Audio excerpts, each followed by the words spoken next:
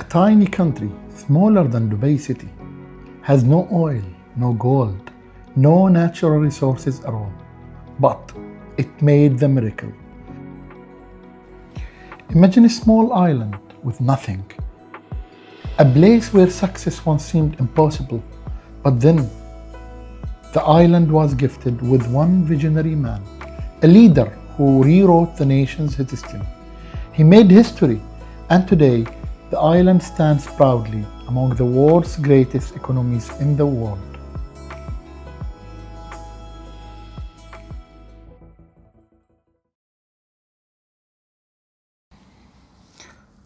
I started my journey from Dubai International Airport, and within 7 hours and 30 minutes I am here at Singapore, and yalla, let's start our journey. The first impression when you land is like, wow. The airport doesn't just welcome you, it stunts you from the first ever moment. Changi International Airport, a name that's won awards after awards, year after year. Lush indoor forests, stunning gardens, playgrounds, kids areas, entertainment zone. Every corner feels like a world of its own. Okay guys, and now some history and geography to get more insights about Singapore and to know what this country we are visiting. With a total area of less than 1,000 square kilometers, yet it's home to over than 6 million people. To give you an idea, that's about 1/5 of the size of city of Dubai. But it's packed with life, culture and energy. What makes it even more fascinating, it's the ethnic diversity in this country. The majority of the population, around 70%, is of Chinese origin. Then come the Malays, followed by the Indians and other nationalities. It's a vibrant mix of cultures, a small country with a big colorful soul. Alright guys, let's rewind a little and talk about Singapore history. Singapore was under British colonial rule. It was nothing more than just a neglected fishing port. No services, no development, no sign of modern civilization, just poverty and very tough living conditions. After gaining independence, Singapore decided to join the Malaysian Federation, hoping for a better future, but things didn't go as planned. Tension started to rise because of ethnic and political differences.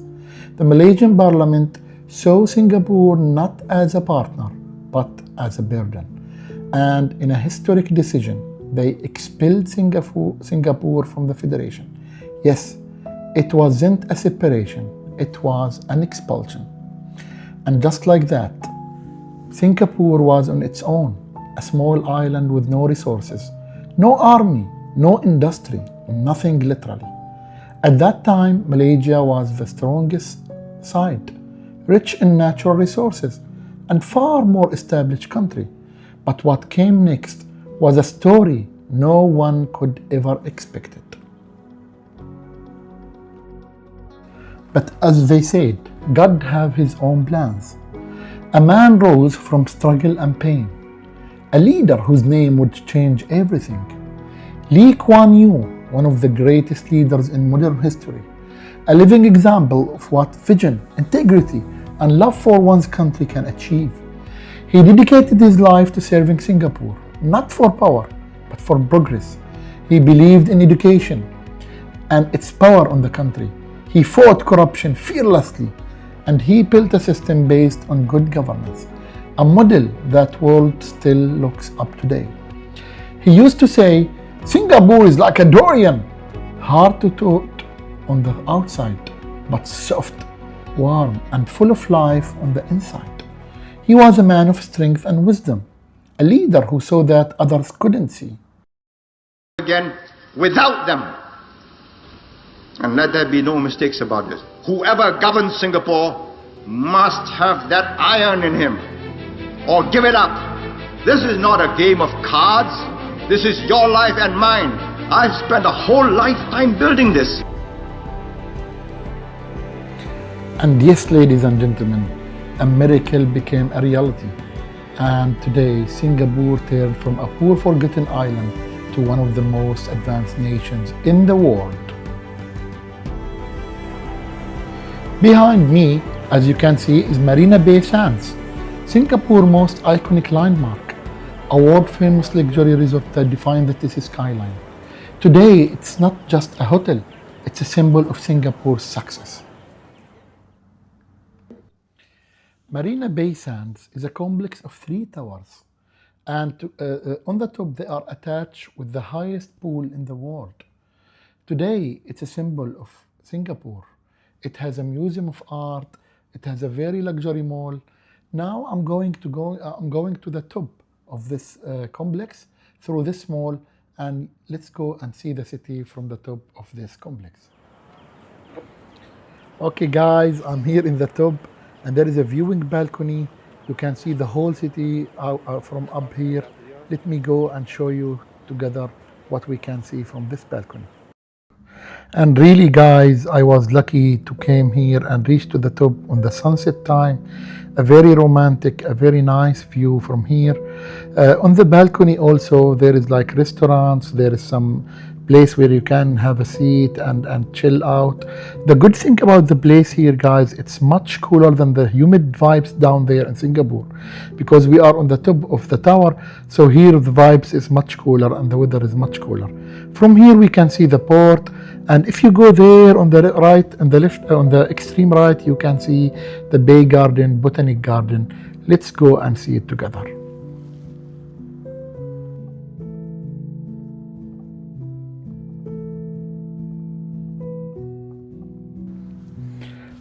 Once you reach down, guys, you will see the Bay Garden, one of the most iconic botanic gardens in the world.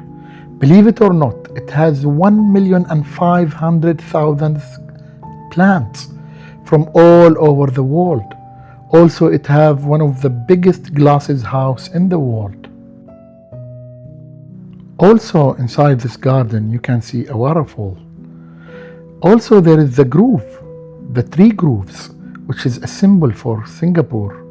It's lit by the night in a very nice folklore colors, and it gives the city a very signature vibes.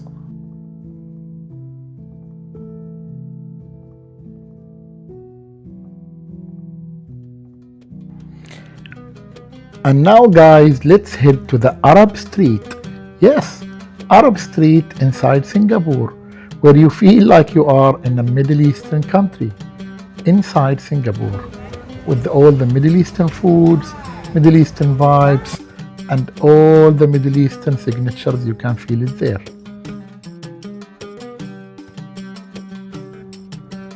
The street was established by the Arab merchants back in the days when Singapore was in the middle of the route of the trade route. You can find multiple cuisines, multiple Middle Eastern and Arabic cuisine here, and also you can hear the eternal call for prayer.